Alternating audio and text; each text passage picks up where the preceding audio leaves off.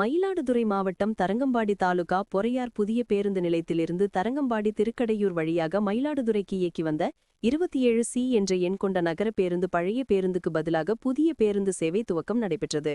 இந்த பேருந்தை நம்பி ஏராளமானோர் பயணம் செய்து வருகின்றனர். புதிய பேருந்து பொறையார் புதிய பேருந்து நிலையத்திலிருந்து துவங்கியது.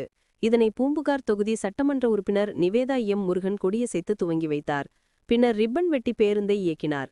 பூம்புகார் தொகுதி சட்டமன்ற உறுப்பினர் நிவேதா முருகன் ஓட்டுநர் இருக்கையில் அமர்ந்து பேருந்தை தானே ஓட்டிச் சென்றார்.